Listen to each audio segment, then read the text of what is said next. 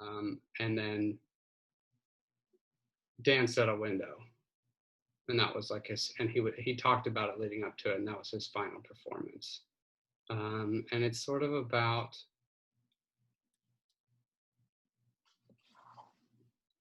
queer failure, queer future. Queerness is something that is never fully realized and that is like always becoming. And so I think right at the beginning of the book, horizon becomes like horizonality becomes an adjective. And it's sort of just like a way of operating. I just think it's like really healthy to think about the things you believe in and the person that you are as an endlessly shifting, fracturing and evolving amoeba. One cell. No, you know what I mean. I know what you mean. Always morphing. Yeah. Speaking of that, can you, we talked about this a little bit at the beginning, but can you say a little bit more about how your work has shifted in the past few months, specifically in quarantine? Well, it is almost exclusively collage based. Say more. So like half of what I do anymore, I feel like for a long time I was really into the imagists and sort of their obsession with texture and surface and mark making as sort of this like, exercise in compulsion and anxiety. I think that I hope that I am mellowing out as I get older and paint more paintings and like think about this stuff and listen to other people talk. You hope that you're mellowing out? Yeah, I feel like I am. I don't know. But anymore, I make, like many nights, I just come into the studio and I start just putting pigment and paint into my palette. And I, always loading the brush with the gradient and then just letting the color change. And I don't clean the palette. I don't clean the brush. I just keep going for like 4 hours. Or more sometimes. My goal is typically to cover the floor with these sheets of paper. And so I have a huge pile. It's at my feet right now. Does that feel to you like the same sort of exercise and compulsion that you got from sort of imagists, or have you sort of tweaked that a little bit in the way you think about it? Compulsive, and I think that whatever I do probably always will be. I started, art life as a printmaker, which is just so masochistic. In what way? Well, it's just like I really didn't know how to do anything, so to be like, yeah, printmaking, like let me get into something. As someone who's like very much a feeler, and not like a technician, although I can be, I've learned to be. But yeah, my first printmaking professor, like at the end of the semester, looked me dead in the face and said, "I think you should find something else." Which, he's not a bad person. I was a mess. And got it.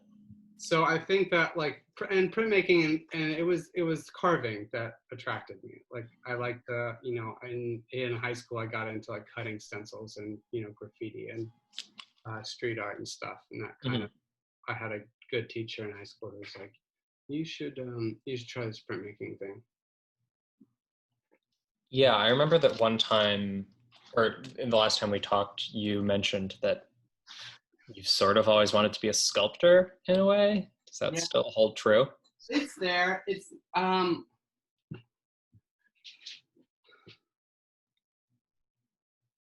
think, I don't know.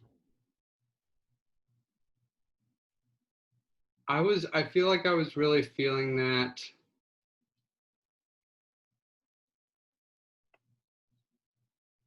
I think that whatever I'm doing now is making me, it's fulfilling the need that I was thinking that, you know, I needed to make sculpture. Mm-hmm. I don't feel like I need to right now. I Right. think I will. Um,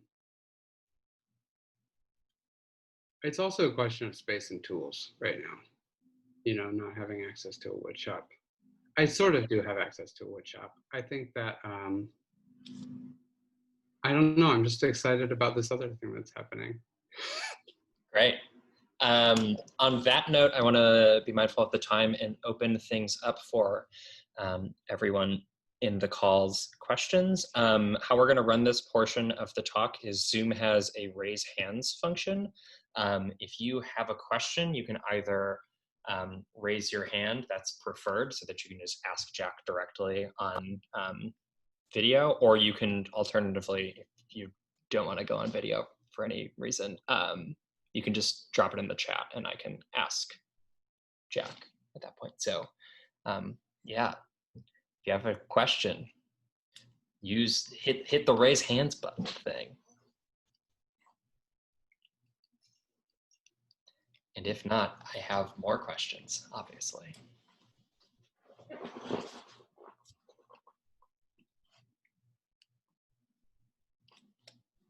Okay, I am going to, we have a question. Grace, can you take yourself off mute and ask your question? Hi, Jack. So I'm new to your work, introduced through the Wassaic Project having this talk. And I haven't done my research yet, but I thought your works were oil paintings, having seen them on Instagram. But you mentioned that they're all collage, but then you show those great pieces that you're filling your floor with. Yeah. So am I understanding that you make those pieces and then you work those pieces into the final? Yeah. Yeah, I've sort of been building up what it's become a pile or a stack. It used to be a roll. I used to print like big 2x3 blocks of MDF with just, you know, rolled gradients. And I don't have access to a printing press all the time anymore. And so it took me a really long time to figure out that I could just like paint that same gradient and I didn't have to do any, not that I love printmaking, but I don't own a house yet, so I'm not going to buy a press. Right. If I lived somewhere that wasn't New York City, maybe that would make sense. Right before COVID started, I renewed my membership at Blackburn Printmaking Studio. And yeah, I don't think they're open yet. So yeah, I think that, I don't know. I've been accumulating color and gradients for probably 3 years now. And it is only in the last 3 months that it is like only those things going into the work. Does that make sense? Yeah, absolutely. I also started as a printmaker and moved into painting. And I had a professor who, she was my mentor, and she said to me, you know, you're just not a printmaker. You need something more immediate. So I'm glad I'm not the only one who had an experience like that. Yeah. No, I love making prints, but in grad school, I started doing this thing where I would push myself to finish what were pretty complicated and pretty large reductive woodcuts in like a 24-hour to like 36-hour period.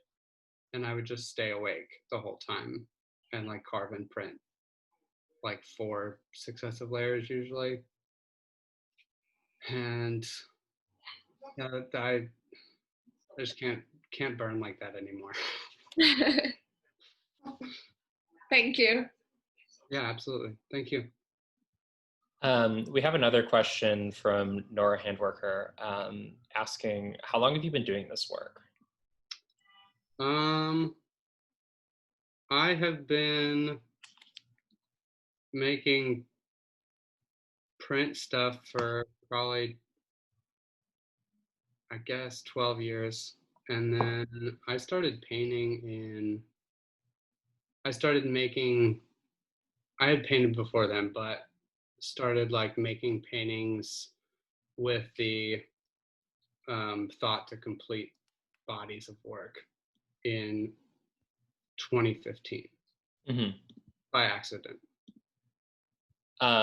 We actually have a request from somebody to pull up some work from the slideshow, which gives us an actually interesting opportunity to talk about some of that work from 2015 and to sort of talk about the arc of your practice from then until now. So this is pulling up right now. One of the paintings from 2015. Yeah. Sorry, can you remind me what you were saying about that specific piece? I was like fiddling with the screen share thing, so I didn't quite catch it. Which one? This one? Oh, just really like coming to this kind of work in 2015.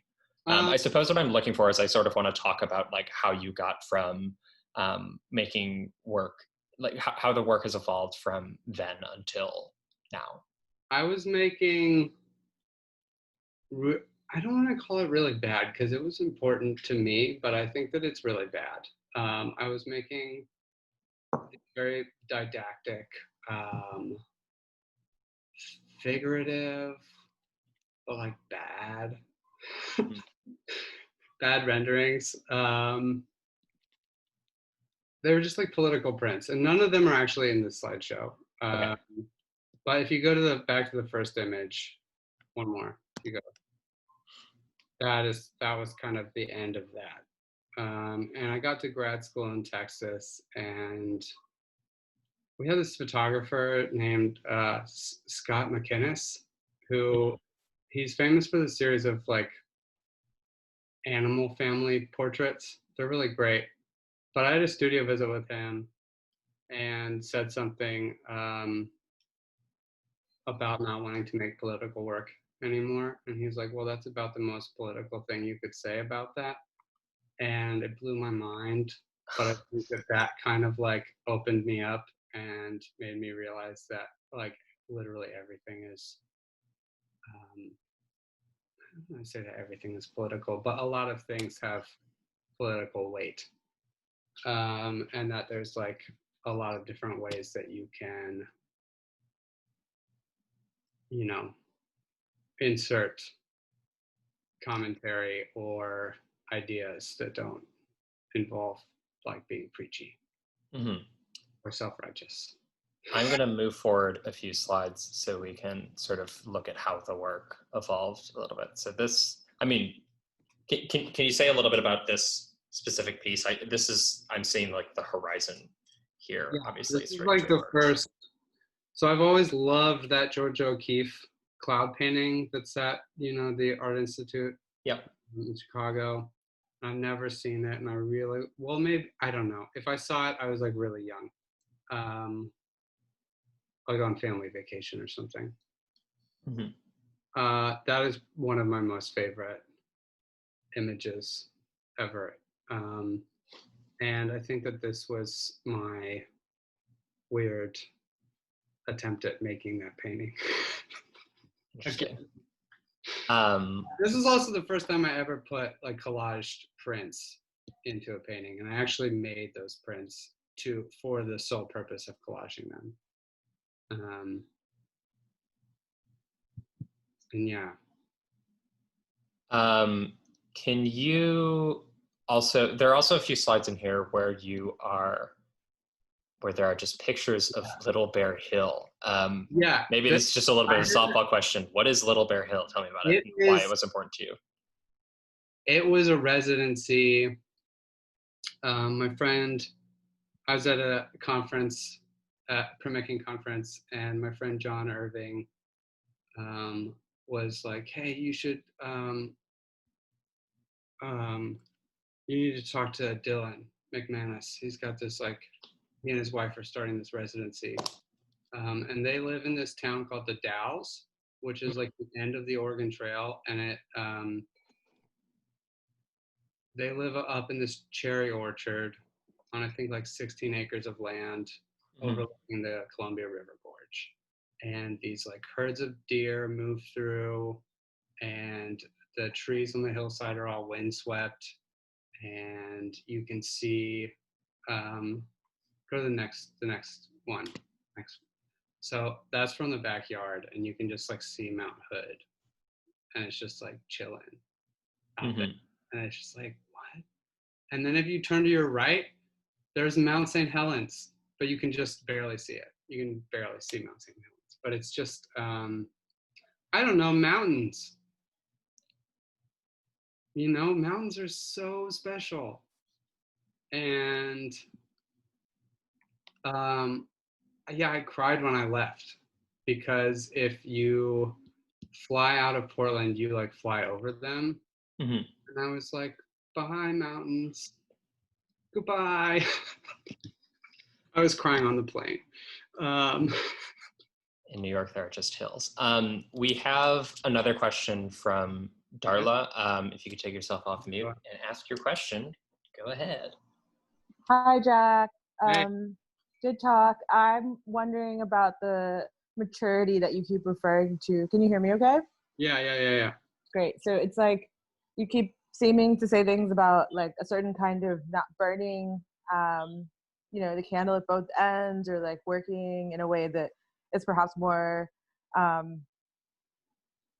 don't know, perhaps like more mature now. And I'm just wondering why that's coming up, or what has changed, and what went from being like burning the candle at both ends to what the rhythm is now. And if you just speak to how the work might have changed since this sort of like before and after that you're describing, or this maturing process that's happening. I think that it's a great question. Thank you. You're welcome. Grad school is, I think, at once a really great place to make artwork, and also a really bad place to make artwork. And I think that maybe just being free of all the voices. Not that I gained a lot from school, but it's also, I think it's like something that is a pretty common experience for anybody who's been. It's like you have to work past it. I also just had no idea. I never took a painting class. And so I have been, I think like dialing down the pigment, finding out about places like Gara and Kramer, where you can like buy pigment and mix it yourself, has been really incredible. Reading about color more. And then also my partner is really into dyeing. And so her work is really having a huge influence on me. And she's like really into materials and like making rabbit skin glue, gesso, and playing around with egg tempera and distemper, and I don't know, just there's been a lot of experiences where it's just like being exposed to color as this like alchemical, like super ancient process. I don't know, pigments are so cool. That's great. Thank you. Yeah. And then I also just think like slowing down, like growing up and maybe just realizing that burning the candle at both ends isn't healthy. So it sounds like there's like a slower processing, like in making the colors, because there's no lack of ecstatic energy on the final, like what we see, because I was just wondering, it's like your coloration is no less exuberant for whatever this maturing process is. So it sounds like it's happening in the slowing down of making pigment, but not necessarily taking away from what's happening, I don't think, on the canvas. So looks great. Thank you. Thank you. We have another question in the Zoom group chat from Rachel Briggs, asking, do gradients in your work serve as a shorthand or as a baseline for something, or is it purely a product of being a printmaker? I like to think about it as if I'm literally covering everything with horizon. And Say more. using like, it's like completely hallucinogenic. And I don't mean in like a, like, let's take drugs kind of way. I mean in like painting a visual process of hallucination and visualization, like describing things with horizon, with the, qualities of changing light.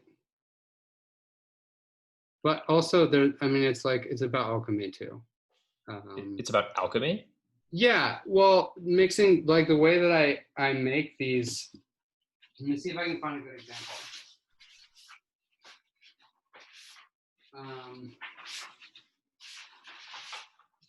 So these are really similar, but they are not the same. But I will work with I'll put out some cerulean blue and some Naples yellow, but then I'll add some like quinacridone, but just a little bit of quinacridone, and then I'll replace the cerulean with ultramarine, but I'll add some more medium, and it just, or the this is gray paper and this is white paper. So that's another thing I've been messing around with lately. But just, I don't think that any two of these are ever the same. And so it's about accrual, I think. I'm like collecting color. Because yeah. I really don't like things like the Pantone system. This shit makes me mad. Why? Because I don't believe in it. Like philosophically? It is a rigid structure of belief. Okay, and it's also, I'm also like humans can't even see all the colors. Those shrimp can.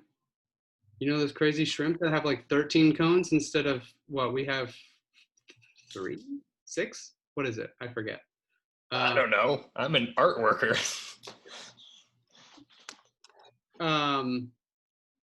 Yeah. It just like rigid systems, because I just feel like they got to be missing a few. Where are you collecting your colors from? From the process of making them. Okay. Yeah. What do you mean by that? Just build up. They build up, and they, change, and I don't know. I really like it when I sort of get to the end of a night of color mixing and it's like really gross. And I really start to get, because I successively just will it just gets crazy. Like little pockets of blue and green start to form, and I like stop knowing that they're there. And then I'm sort of like trying to use everything that's left in the palette. And all of a sudden I'm like, what? Where did that come from? And I don't know, it's just fun. That's exciting. Andy?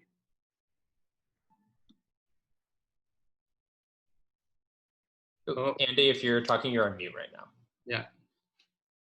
Can you guys hear me now? Oh yeah, I can hear you. Cool. Yeah. So I mean, like sometimes looking at your work, it seems like it's very planned out, but it also feels like it's not. So I was just wondering, like, how much do you know, and also how much do you not know? What do you kind of gravitate towards more, maybe?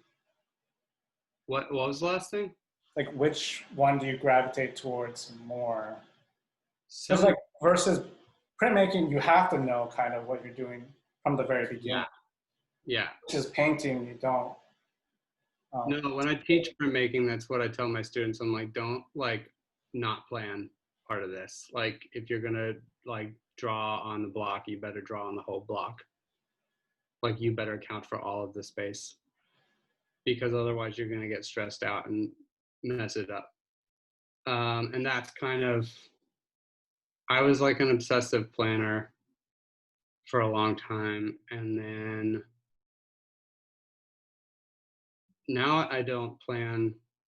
I'd say maybe half of them start with an idea. Like sometimes I walk into it with like the one of the lens, that Fresnel lens painting. That was like, I knew what I was gonna do. I was like, I saw this object, I found out what a Fresnel lens was, and I was like, oh shit, like I have to make a painting of this. And then it was just a question of like, how can I use my means to convey it? But a lot of times it's like, I'll just cut one shape and I'll put that down, and that's the rest of the painting moves from there. But I think that it's like, I just like, with anytime I'm describing something that is in nature, for instance, like a waterfall or something, I just feel like it's pretty easy to like think about it visually and talk about it. Sometimes I start by ripping off another painting though. We do that all the time, and I never do a good job, like ever. Yeah. But I mean, like, I love looking at. I mean, I'd say that it's like landscape painting and Japanese woodcuts, are probably my two big like sources of, like, if I'm trying to think about compositions. Yeah, the Japanese masters it's just like, nobody's ever done landscapes that well, I don't think.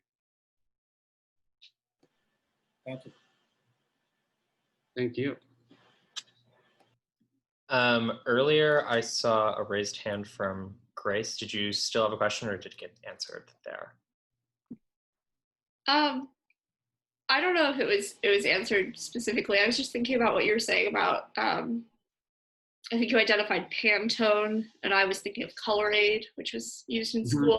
I have some Color Aid somewhere. Yeah, I like Color Aid. And as an oil painter, I think about remixing the same colors, but do you think that that's actually, yeah, there it is. Color Aid. Do you endeavor to mix the same colors, or do you think that is just counterintuitive to what you're trying to achieve? I really like to be surprised. Yeah. And I think that, yeah, I don't like to have a road destination beforehand. I do think that Color Aid is really helpful for when you're trying to like, for like space and temperature and like making things look like they should, as abides like color theory. It's super helpful.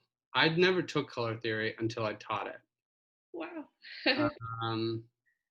And yeah, that was funny.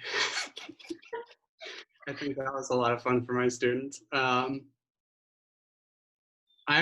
was like probably my favorite teaching experience ever, was teaching something that had never been taught me. Yeah. Do you think about things like Albers, the interaction of color? Is that something that you bring into your work because it's so color based? I tried really hard to read that book, and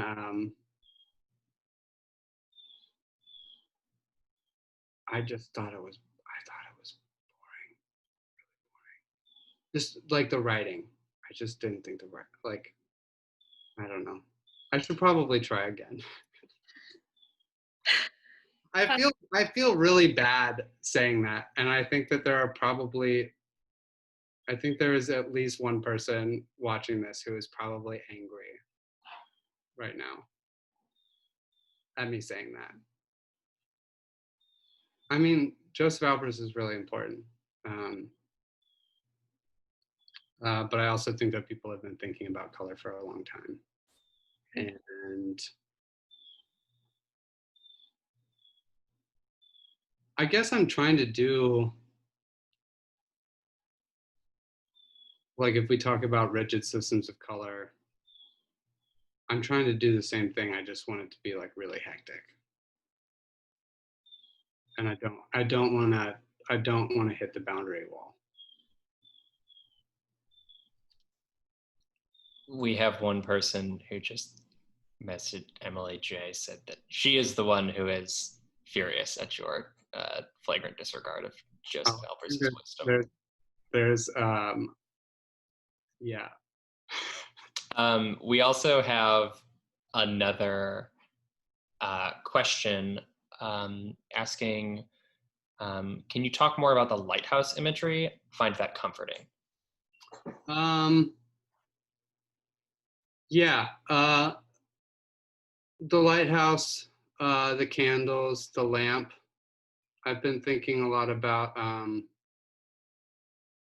if you go to the slideshow, Joe, toward the end, it's probably the second to last image is the lamp painting. I don't know. I saw a show of Tiffany glass lampshades at the Cincinnati Art Museum, maybe like 2 Christmases ago, and or even longer. It was probably 3 years ago. And I just love that, like arts and crafts, glasswork, and colorful light. And really just like the science of interiors and how we live with like our situations of lighting. How do we try to recreate the maybe natural characteristics of lighting through things that we make and manufacture? That's really interesting to me. I also just love sort of the thinking and planning that would have had to go into creating a Fresnel lens. Can you pull up an image of one? Because my painting is okay, but I think that the real thing is like. Really. Yep, give me just a second to get out to that point of the presentation. Just like of a Fresnel lens on Google or something? Sure. Okay.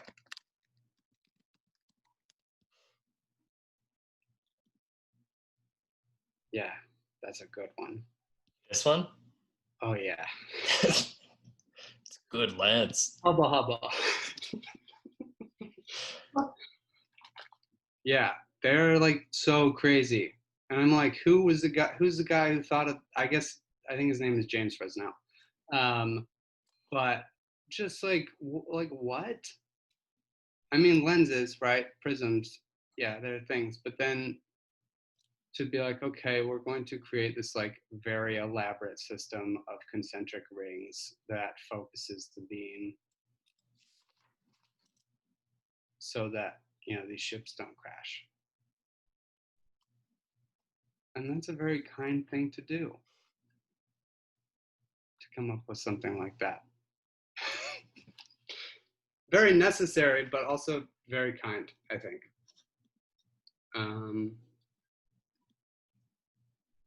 We have a follow-up to the Fresno lens conversation in the chat. Someone's asking if you've ever seen the movie The Lighthouse. The recent one? Yeah. I haven't. I haven't. I've been meaning to watch it. It's like on the, quarantine list. I think I recently watched it, and I think that a Fresnel lens features in it, but I don't particularly remember. In any case, I want to jump back in. Does anybody else have any other questions or if we just want to like continue to look at more of the work from that slideshow that we have to spark some questions? Oh, Rachel, you can come on mute. Hi. All right. So I wasn't thinking that the gradients kind of spoke to horizons, but the way that you kind of like cut them up in your paintings, it almost like fractures the horizon, and like horizons are usually used to establish kind of like a space and ground relationship in a painting and kind of like put someone in a space of knowing where they are. So by fracturing the horizon, like, is your intention to like fracture the space or the viewer, or like, Yes. because I don't feel that way when I look at your paintings. Like, I don't feel like I'm in a state of like not knowing where I am. Okay. I don't think that I'm trying to displace like the logic of viewing or I'm not trying to upend vantage. I'm not trying to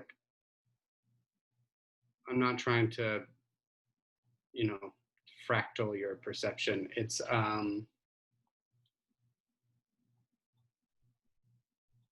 It's almost like a ritual gesture or something,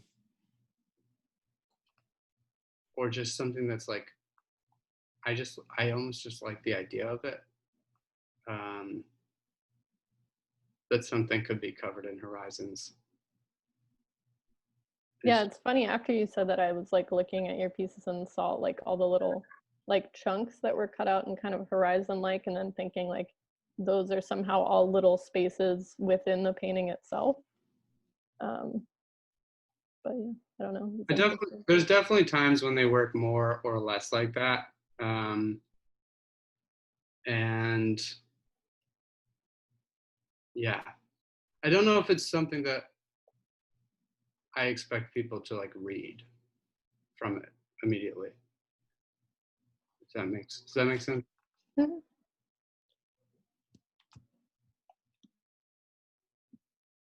We have another question from Nora Handwerker.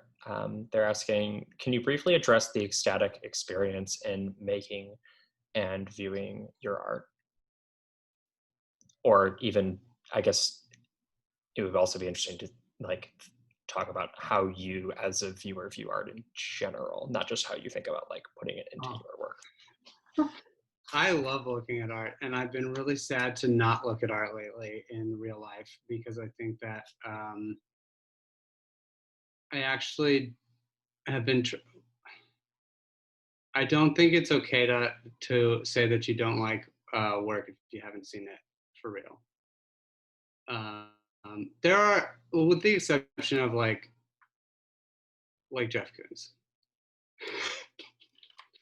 Not that I like, yeah, I kind of hate him, but not all of it. I really like vernacular art, or outsider art is definitely like stuff that I'm into. I like artwork that's about joy. Charles Birchfield is huge for me. Arthur Dove is huge for me. Nicholas Krushenik. I really like Milton Glaser. He just died, but he did the like really famous Bob Dylan poster. That's like, and well, he also designed the I Love New York logo, which he did for free. He did that for free and never got paid. He never got paid. So I like design. I like stuff from the WPA era really appeals to me. I love Grant Wood. I love the School of Seven. I love Emily Carr. I think that she's better than all of them. um, Raymond Johnson and Agnes Pelton are really important to me. Keith Haring was the first artist I fell in love with, though.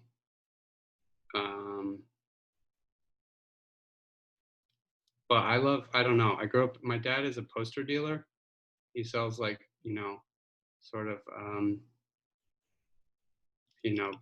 turn of the century lithography. So that was like what I grew up around. And so like Art Nouveau and just like Belle Epoque design aesthetics and lithography posters, that has always been a huge influence. Can you talk specifically about the ecstatic experience though? That was okay. like that aspect of I suppose let's talk about making now. Like Making the quote ecstatic experience of making. Well, I think that I first developed art making as a space of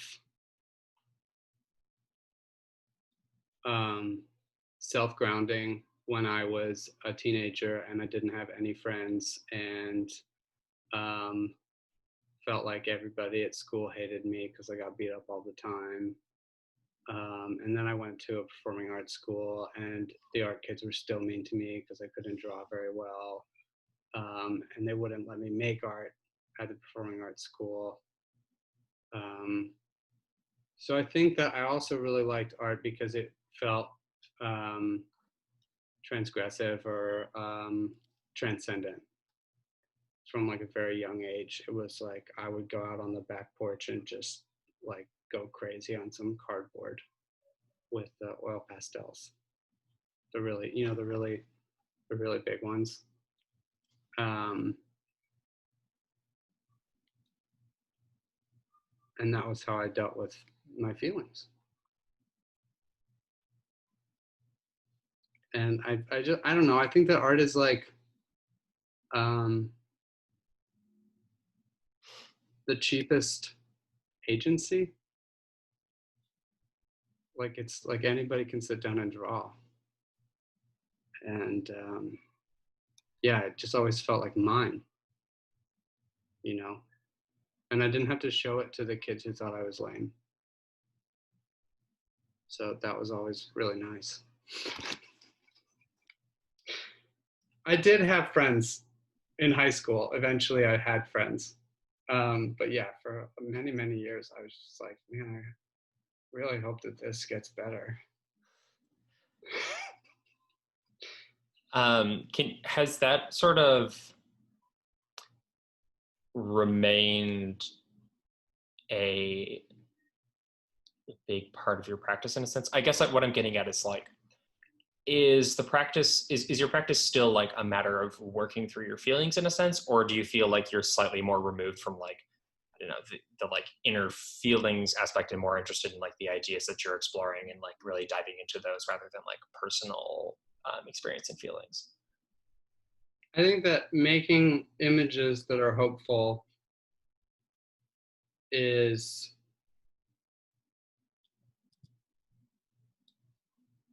something that I try to dedicate myself to because I think it makes me a better person.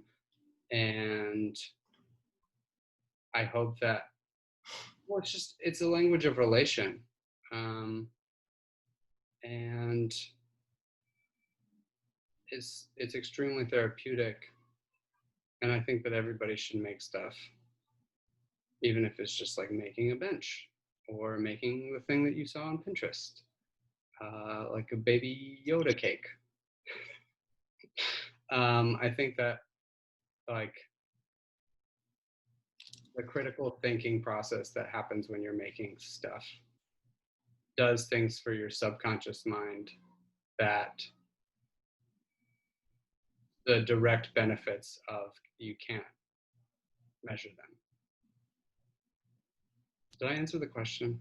You did. Or am I rambling? You did answer the question. I want to be mindful of the time. It is now 6:03. If anybody else has any last questions, raise your hand now or forever hold your peace. If not, we will close out the talk. Does anybody else have any last questions? Thank you, Jack. Oh, thank you, everyone. There's so many people that I love are here, and a lot of people, you know, that make work that I really admire and respect.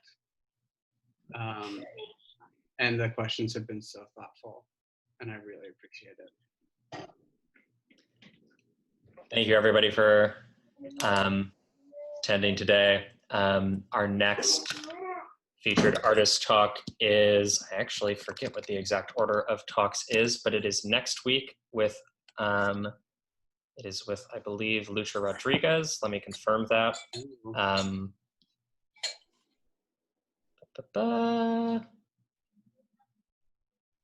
She makes great work. Yes, Lucha makes really great work, and I'm very excited for the talk. Yes, next week is Lucha Rodriguez, and then oh my gosh, and then the week after that we have a virtual open studio with Joshua Close, who I believe is also in this call as well. Oh, and then we have gotta go to that one. Yep. I'm gonna go to that one. That's just a virtual open studio on Instagram Live, but it will still be cool. We also, after that, have a featured artist talk with Andy Van Din, who is also in this call, and then we have one last virtual studio or featured artist talk with Madeline Donahue, who is also here. So come back for the next batch of them, because they're all going to be very exciting, and I am very excited for each and every one of them. Once again, if you want to continue to explore Jack's work, it is on the second floor of our summer exhibition, which is entirely online. It is also in the form of a book, which we officially picked up from the printers today. That's available for sale on the Wassaic Project's website as well. Thank you, everybody, for your time. Thank you, Jack, in particular, for taking the time today. Thank you guys so much. Thanks, Jack. Have a great rest of your day, everyone.